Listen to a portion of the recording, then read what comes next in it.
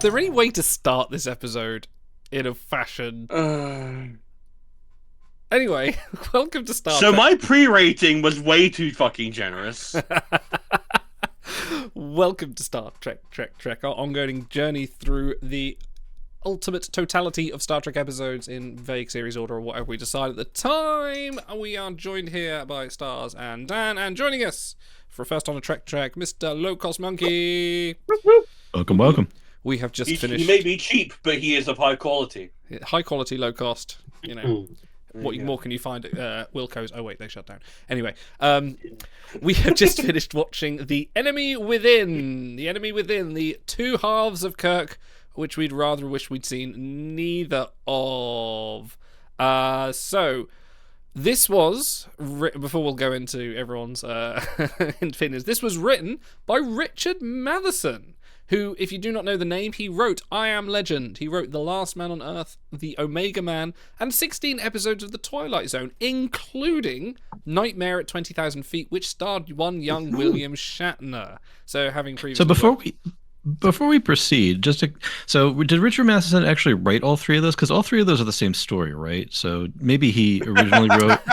Right? No, I think he originally wrote read I Am Legend, one of them, the others. and they must have given him credit because it's all Last Man on Earth was The Omega Vincent Man Price. is the same, yeah. It's they're all the same story, which was adapted to the Will Smith one, and so yeah, I think he just gets credit for those, and they were just adaptations.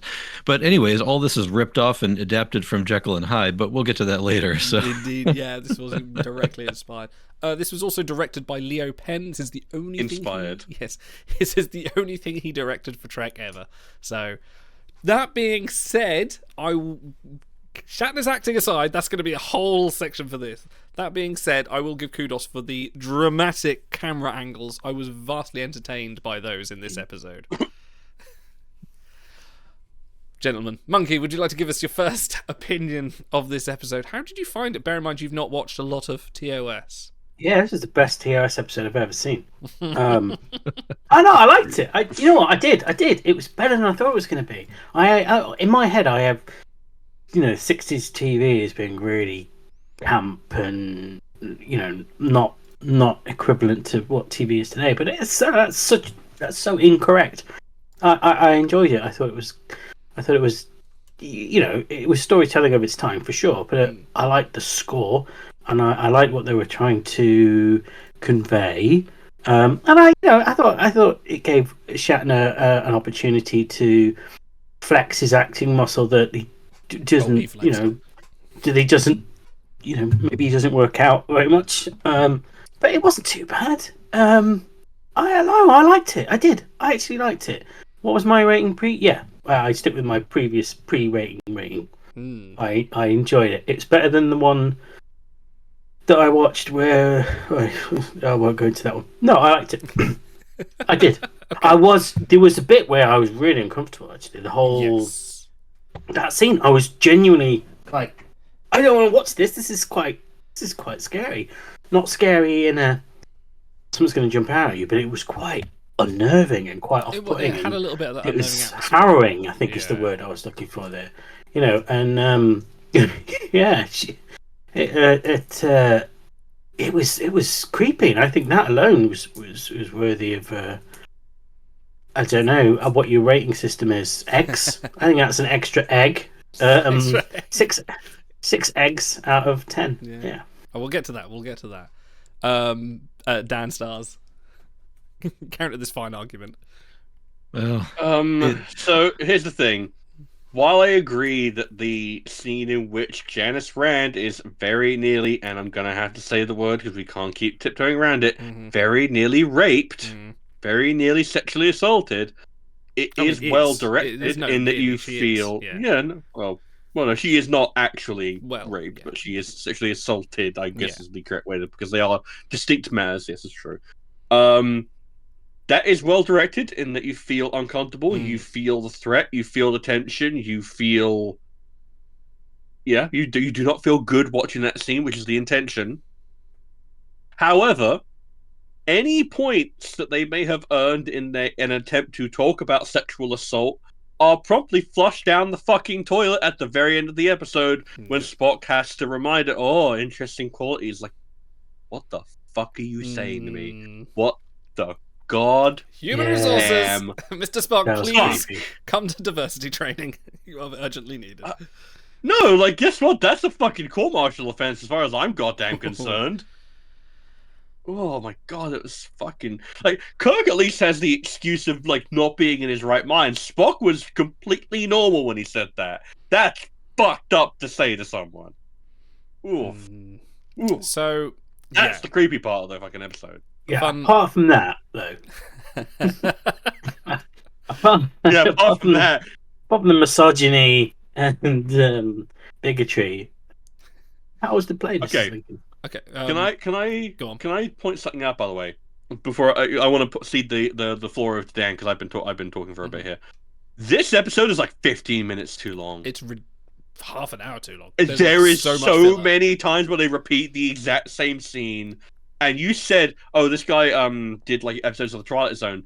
I can tell because Twilight Zone episodes are what, like 25 minutes. Yeah, that's got just enough plot to last out for that amount of time. This is stretched over double that amount of time. There is not enough plot to keep this thing going. This so Dan, far, because this is actually the 40th Trek we've done. This is number 40. I think of the 40 episodes we've done so far, this is the first time we've looked at the clock and gone, "Holy shit, there's 20 minutes left. What the fuck?" Yeah. Yeah, I mean, they killed the dog. Why did they have to kill the dog? Don't kill the dog. Don't turn your fans against you. There's kids tuning in. There's a dead dog on the transporter. So yeah, I mean, apart from the Humane Society and any women's advocates out there, who is this episode for? It's, I guess, for people that like Shatner, because he's in it an awful lot. We got a lot of Shatner in this episode. Maybe I would have liked to have seen Sulu be a little crafty, and we got a little bit of him rallying his men and being supportive and a leader in the absence of his commanding officer on the planet. But not enough. I mean, we needed way more of that. At the beginning of our review, we talked about this being a bottle episode, but it really wasn't. We used they've used that set before, down on whatever asteroid or planet they happen to be on. It's all the same styrofoam rocks they bring in each week. But they didn't do nearly enough with that. It's funny because they have to keep reminding us in dialogue that there's men down there because we just don't get enough of them to really see what they're going through.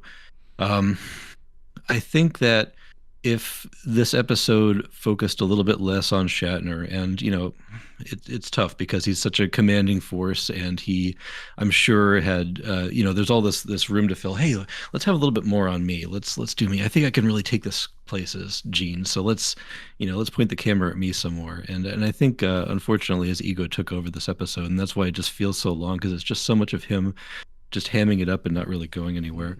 They tried for a split second to discuss in traditional classic literature way of the struggle of good and evil that's within everybody, but instead of actually exploring it, they just portray the evil Kirk as, hey, he gets drunk and he beats women, and this is what evil is. It's just so pantomime and shallow. It is, and I think it on top of that, I think I like the idea of you split your soul apart into two beings, being the dark side of you and the light side of you. But this kind of put the grey layer a bit further back and said, no, the dark side, the good side of humanity, because I felt like even Shatner's worst instincts wouldn't be to just assault women and drink from the bar. That's just saying this is the worst a human could be, not the worst Kirk can be. If you think of it like that, they kind of portrayed it a little bit too generalized. If you're trying to, there's way too generalized, because it's like there are multiple rooms. Guess what? Because we mentioned that this is 50 minutes long. It's way too long.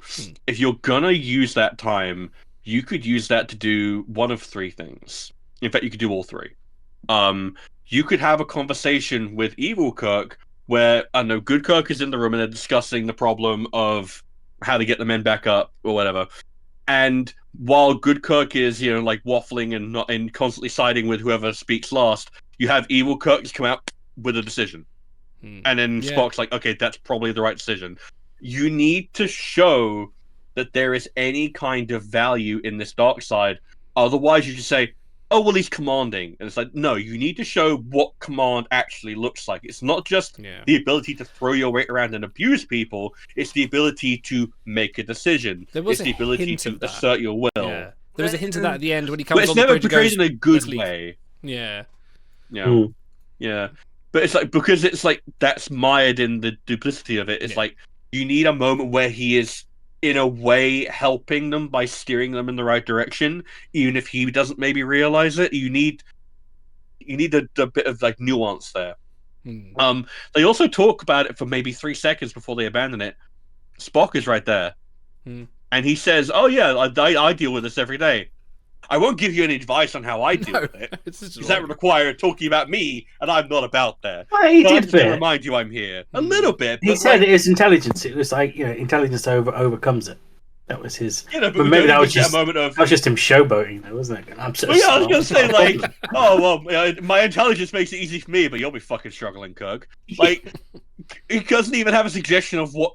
Because guess what? We already know by this point in the series that him and Kirk have a good relationship as like captain and first officer. He doesn't have any suggestions on what Kirk can do to try and like meet this balance in the middle and like like upend things. Like he's just kind of like, I think, well, make a decision. That's like a difference between like one of the people sort of say like, oh, Tuvok's just the new Spock in Voyager, but I would say like the stark difference between like Tuvok and Spock's kind of styles is if Tuvok was to advise somebody like, let's go sit, let's meditate, let's Kolinar, let's do all these things that I know in my tradition, whereas Spock's a bit more arrogant and assertive, which is displayed on his human way more. Just to cycle back to the unfortunate sexual assault scene, a little tidbit. I'm not even going to call this a fun fact because it's really not. Just a fact. Grace Lee Whitney, who if you don't know the stories, was very mistreated behind the scenes to force her, ended up forcing her not to continue on as Janice Rand. I think this or one more episode we've got of her, and then that's it until the motion picture. But she once recounted that while shooting the scene when a distraught, tearful Janice Rand accuses Kirk of trying to rape her, William Shatner slapped her across the face to get her to register the proper emotion. As they shot the rape scene days earlier, Whitney couldn't get into the same emotion successfully, and that was his solution, was just slap her. And that's You could tell so in the scene where Evil Kirk first grabs her, you could tell that Grace Lee Whitney, the person, was genuinely surprised. Like that probably was not in rehearsal. Like he was going to get a reaction out of her. And so that, added a layer to the scene that was just uncomfortable before things even started. When he threw her to the ground with that judo throw, she actually hit. Like it wasn't a full-on body slam, but just everything about it was just uncomfortable and not in the way that it was scripted. I think you got that Stanley Kubrick in my in my Star Trek. You got my Shelley Duvall and my Grace Lee Whitney. You're right what you said earlier, Stars. Like, this is. I think this was made. This wasn't made to be uncomfortable. This was just made to be shown to be like, oh, it's his evil side. This is what he does to women. We treat our women properly, But it actually comes across with the modern day eye as being like this really uncomfortable scene, because we've seen very talented directors do uncomfortable scenes to the same effect, and I think probably taking a little bit of inspiration and going, wow, feel the fear of horror from the audience's perspective, and like, I don't know if I want Star Trek to make me feel that. That's I don't think that was intentional. Instead of trusting your talent, it's trying to get something out of them, and there's a difference between going for a sense memory and a method acting scenario, and then just abusing your staff. And they clearly on camera cross the line here. Okay. The other point. So those are the shocking, meme-worthy, GIF-worthy parts of the episode. But one thing you don't see in GIFs is mild weenie Kirk just kind of farting around. And that was a part that fell flat too, because now you have this bombastic, overacting, scenery-chewing Shatner, and then all the other scenes when he's there with McCoy and Spock are just not memorable at all. There's, and I guess that you could say that's the point, but it doesn't make for good TV to just, make that the choice that, okay, the duality of this man is that this guy is a weenie and he just sits. Like he's sitting in all the scenes where he's good Kirk. He's just sitting down. He's sitting in the meeting room or sitting down in his quarters. And you get away with one scene like that and not after he gave everyone the afternoon off. Yeah, just I wish they would have gone in a different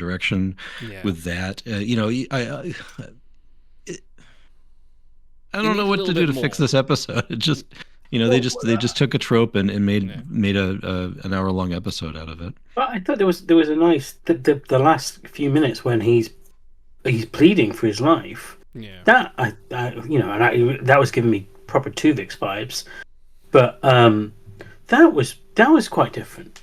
They were both clearly very assertive at that point. One didn't want to die, and one was saying, "No, we're both going to die for the greater good." But I think the way they implied it, powerful. I thought. I think the thing is that was a great scene actually. Like that was what we kind of had more often with the interactions between the two Kirks, is them maybe talking about their differences and talking about, we would have loved a big lengthy discussion between the two of them about what makes them different. But the problem is the way they presented this wasn't that there was a good and an evil side. There was Kirk and then his evil part taken out. And that's what they described at the end when he goes, oh yeah, that part inside of me has gone back home and things like that. So they were still trying to play on that Kirk was still Kirk. He was the hero of the moment. He had some assertiveness, but also here's all his bad stuff. And it kind of, I feel like they should have gone the full split and said, there's the good, there's the evil, let's have them, Not bullshit that that you say that without your negative side you aren't a good leader or you aren't assertive. I mean that's nonsense. It's like what they needed to do was show that command and that alleged assertive side in a positive manner without it being tinged with too much grossness. Because here's an alternative way of it going. What if evil Kirk just makes the argument, hey, I'm just as valid as he is, and I've done some bad things, but that doesn't mean I should die. And then Spock has to go, and then at least think about it for a second before McCoy goes, don't be an idiot. Well, yeah, this should have been... give McCoy something to do in the goddamn episode. This should have been the Tuvix. Yeah, he's the bartender. No, Brandy. You're right with the Tuvix comment. This should have been Spock and McCoy having a long discussion about how to handle these two lives that are now out there. And although the plot kind of conceits it by the fact that they say evil one is dying, so they need to be, you need to be. It's kind of like the inverse, isn't it? Too, in a way, Tuvix was a singular person, and they killed him to bring back two people. But whereas this was two people that they killed to bring back one person. I have an idea to fix it. I think we fixed it. I think I'm going to fix it. So we had the pregnant pause where nothing happened for 20 seconds while Spock is holding the transporter buffer. Yes. So cut out the previous 15 minutes that we didn't need. Didn't need any of that.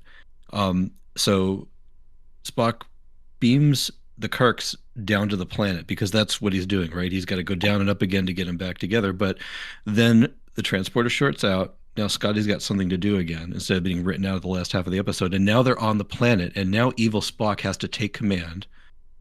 Now his out of control raging id is actually an asset to everybody because now he can be a man of action. He can find a way to crawl inside a tauntaun or whatever you got to do to live down there, and saves the crew. And then when they bring them back up, now we understand and we get the resolution that there's value in both when push comes to shove. Also, and don't kill the dog. Yeah, I'm glad they didn't cut the dog open and sleep inside the dog at least. Wasn't quite big enough for that, but I'm sure they thought about it. That was definitely filmed before animal welfare was a thing. The camel they sent through the first time was cut from the script. They had stapled that costume to that poor dog. Yeah, we're not even gonna. I don't even. Did it get an animal? Did it get a race name, or is it's just a dog with a horn on it? It's just a random dog. I'm gonna set my Timeline's avatar to be that dog.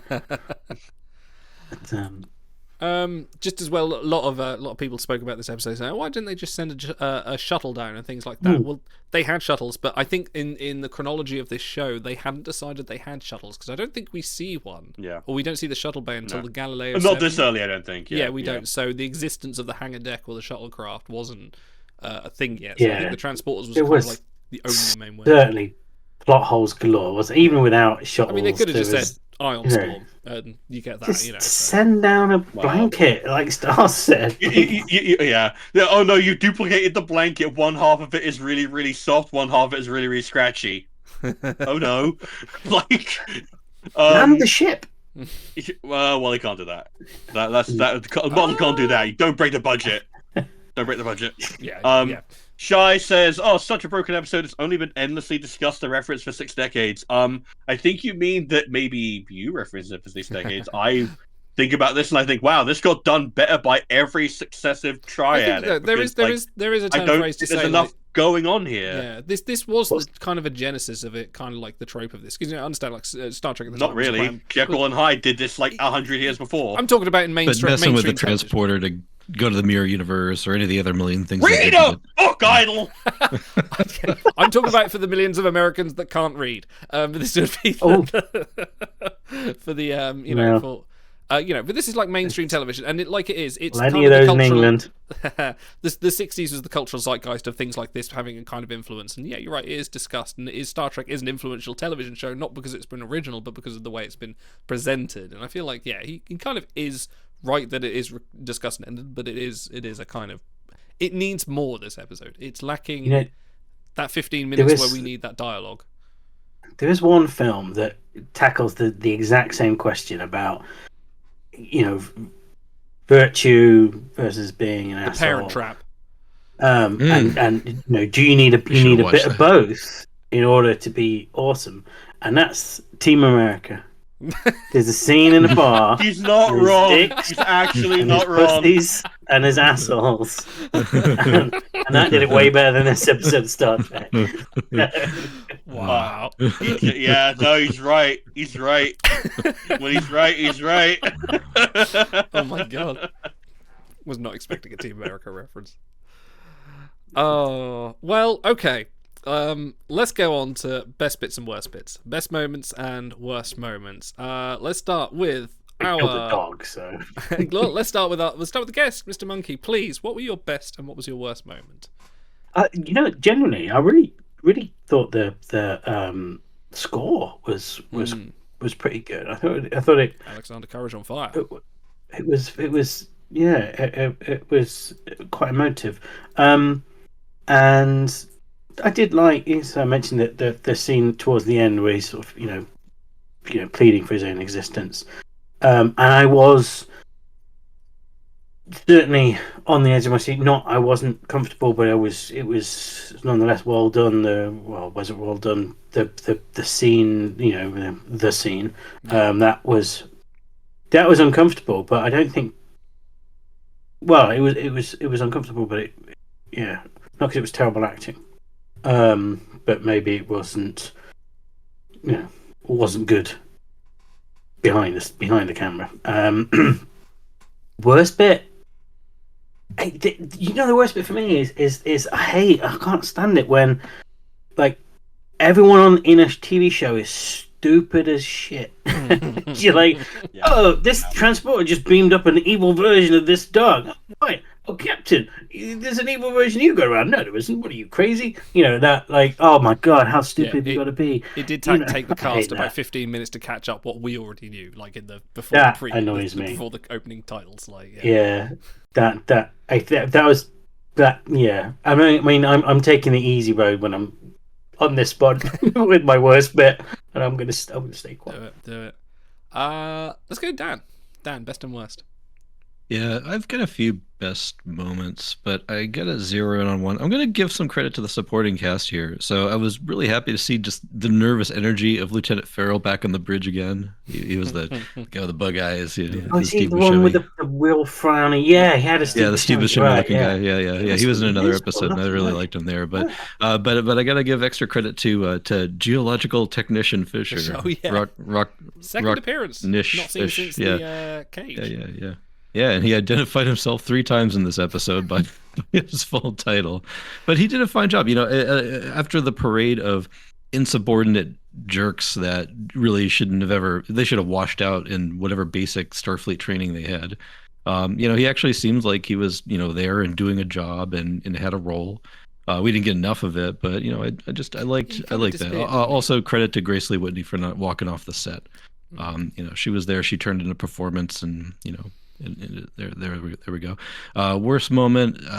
Some of the clearly poorly cast stunt double work that they did, and the sad part is that he didn't even really there is a little bit of a tussle in sickbay at the end, but in engineering, they could have done a lot more with some stunt double work, and they just did not go there for whatever reason.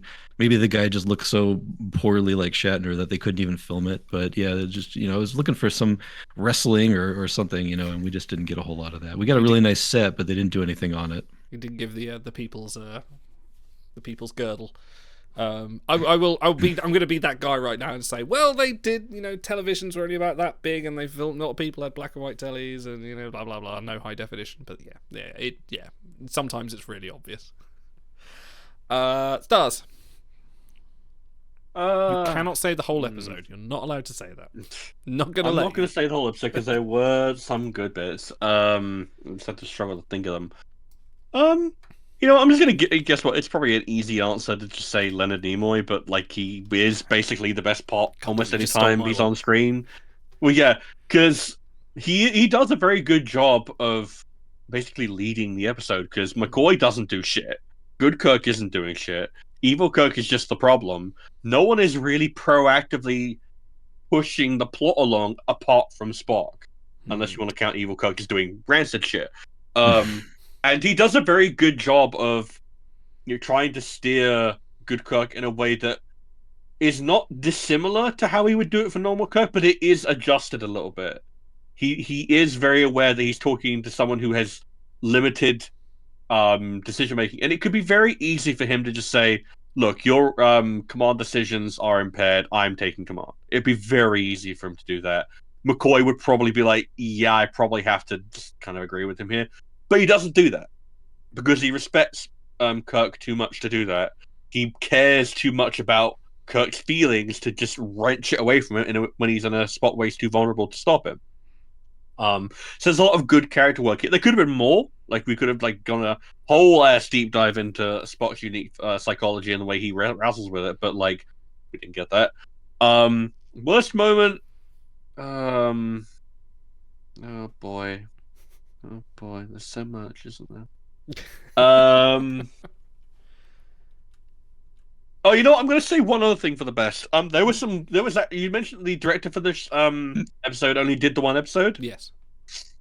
There were some neat directorial moments. Obviously the assault scene was shot in a way that felt uncomfortable, but also the fight in engineering where you see them constantly moving between mirrors, and there's a lot of very clever hiding of the stunt double in that particular scene where they and there's a very impressive cross cut that they do as well of them in the sick bay where it's that's actually really quite impressive for 1966. I'll give them credit for that. Worst moment.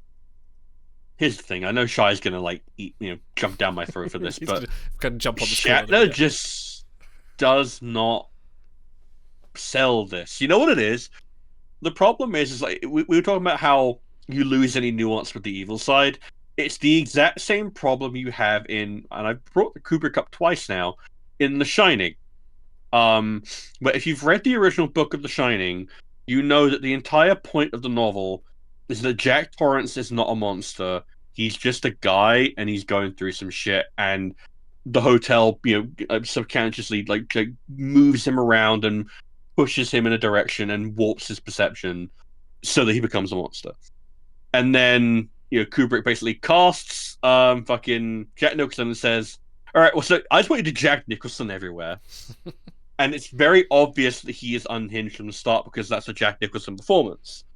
And that loses the nuance of the character work. You lose a lot of the descent because you look at him in his very first scene, you're there's not he gets more violent, but he is not a normal guy. He's acting too much of a jerky asshole. He's acting too much Nicholson. You need to tone it down a bit. And Shatner just has that in his fucking face. Because William Shatner, as much as I really do enjoy the performances of him when he's restrained and pushed in a very certain direction, he just is not being controlled here. You are not controlling your Shatner adequately. You are not pointing him in the right direction. You are letting him slap his co-workers. This is a safety advisory. Please keep your Shatners under control and muzzled at all times, please. Is that not actually the moral of the episode? Yeah, kind of. So, like, yeah, I feel like that if you're gonna be saddled with Shatner to carry this plot, honestly, I feel like this plot would have been so much more interesting if it had been fucking Spock. Like, if we had charades done 60 years earlier, but done completely seriously, dramatically, I feel like that'd be a way more interesting episode. But yeah, if you're gonna use Shatner, you need to control him. Like, guess what? You need a Nicholas Meyer style figure who can just sit him down and go, "No, you're gonna do what I fucking tell you. You're not gonna slap Grace Lee Whitney. You're gonna do this in a very controlled manner."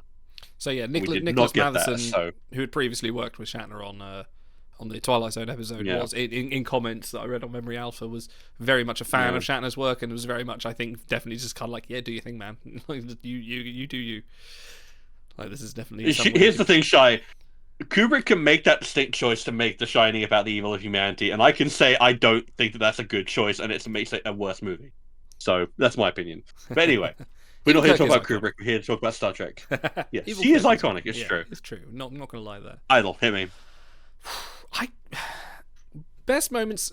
I'm gonna piggyback on yours. I'm gonna say Nimoy, because I really enjoyed. We had the Prodigy speak. If anyone has watched Star Trek Prodigy's episode, the Kobayashi Maru, where we get holographic Spock talking to Dahl, you actually have that speech. What makes a good captain. And show your weakness in front of the crew. I love that speech, and I loved how Spock was the driving force. Although I think if I was Spock and I'd learned that my captain had just assaulted a crew member, I'd be like, to the brig, off we go. I'm in command now. You need to go stay there for your own protection, and while we work this out, not just let's run around the ship anyway, and let's scan the ship and find you. Anyway, let's be a bit more proactive than just search parties, which we didn't even see doing anything. No, but they were. Well, no, we did see that one guy. He walked in on Evil Kirk and he took his phaser and judo chopped him. But yeah, but that was just a random guy walking past. He wasn't a member of a search party. That's true. He did have a phaser though. But anyway. Could have filled the 15 minutes with that, couldn't they? Like the cat and mouse trying to find him. So there was Nimoy was great. I liked his Spock in this. It was a very assertive Spock. It was a very almost like character defining Spock in this. Like, it was like we're starting to see the shape of the character, the shape of how he acts. Like, we're going from like a series that hasn't, you define Spock by his journey through the show, and we haven't kind of had a lot of that yet. We've had bits of it with interactions with McCoy and him going, "I'm an alien, I'm so weird." But this is the kind of the one moment we go like, "Oh, I can see Spock in command now. I can see Spock as the first officer. I can see why he is in the position that he's in." So I really did like that. Worst moment was, how big's engineering? Engineering's probably 20-30 feet square? And they're three of them just wandering around in circles until suddenly there's like, he's here, alright, fine. And then possibly the funniest moment, the thing that made me laugh out loud most, is when Kirk's about to get the drop on him and is suddenly, "Surprise, Spock! Papa!" Dun, he's dead. He's down.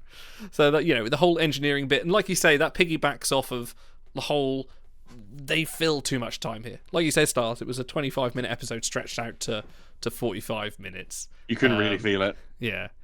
As Chai says, Whitney's performance is excellent here. You see how the patriarchy oppressed women, and to this day, see the conflicts and paralysis of feeling unable to speak up for herself or too superior even after he sexually assaults her. Absolutely correct. Yeah, without a doubt. Like, that is in both. I don't know how much of that is intended by the episode, but no, it's not intended by the episode at all. But that's how it comes across, and also reflected in Grace Lee Whitney's comments after her. Well, was she fired or did she leave? I think she might have been fired. One of those kind of, you do this or, anyway. Yeah, I could see it being a fire. It was Shall we look it up? A disastrous thing. Let's go over to the rating criteria. Stars, what is our rating criteria for this wonderful episode? Gentlemen, how many intergalactic Peter violations out of 10 would you like to give this episode? Pizza? What did you say? Pizza violations? Peter. The persons against the for ethical outrageous. Yeah. There were some buckets of jam being thrown around this episode, so yeah, I can imagine that. What was the hand? I love the hand thing everywhere. If you've got an injured hand, walk around with it. Yeah, just go. She was fired. Yeah, she was fired. She was fired. Yeah. Ooh, that makes it even worse. Mr. Monkey, please, out of 10, how many intergalactic Peter violations are you giving This, and now in my head, I've just got Wait. intergalactic penal violations, but that's just me. Well, surely the lower the number, the better in this case. We strict 1 to 10, so one low. Oh, we're fan. Are we? So we're pro Peter violations. We're like the more the better. The more violations, the better. All right. I mean, I mean, if you like to kill dogs, sure. Yeah, channel your inner transporter chief and kill some dogs here. Fine, we've picked a lane. Fine. 7 out of 7 out of. Good for 7. 7 out of John Wick. 7 out of nice. Love it. Dan. I was so excited. For and there's episodes like this in every version of Star Trek where you are just so familiar with them from having seen only the best moments that are distilled and put in a little 2-second cycle GIF. And so, I was eager and had a lot of energy for this episode, and it just sapped it right out of me. There's nothing left. I feel weak and diminished like Weenie Kirk. I got to downgrade severely. It's going to be a 3 out of 10. Ooh, he's going down. Stars.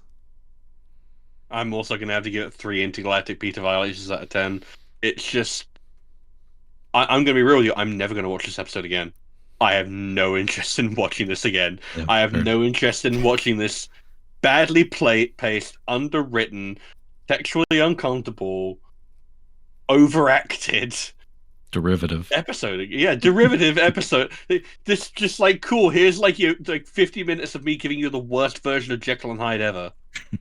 I'm sorry, just like, I'd rather go read the book, or I could watch any other Star Trek episode do this again, or any other, like, it's Tale as Old as Time, and every other version of it I've seen is better than this. Yeah. I'm gonna be a little bit more generous. I'm gonna go. I keep talking myself up and I keep talking myself down. There is an essence of something in here that is just that good duality of man. The duality of man, is just goes through my head that every other sci-fi show. We're rating based on how good the episode is, not how good the idea is. Rate the execution, buddy. In which case, I'm gonna give it a 4. That includes the essence, and it includes the concept, it includes the soundtrack, it includes the direction and the editing, and that was good. That was good. I'm gonna give it a 4.5. There was some moments of clarity in here. Spock was great. There's a hint of a good idea in here. I was uncomfortable, even though it wasn't intended, although it was ruined by the fact that no one actually apologizes to Rand at the end, and then all the uncomfortable history of fire. Their Sulu scenes were good. I liked to be on the planet. It's just going like, just trying to stay warm, sir.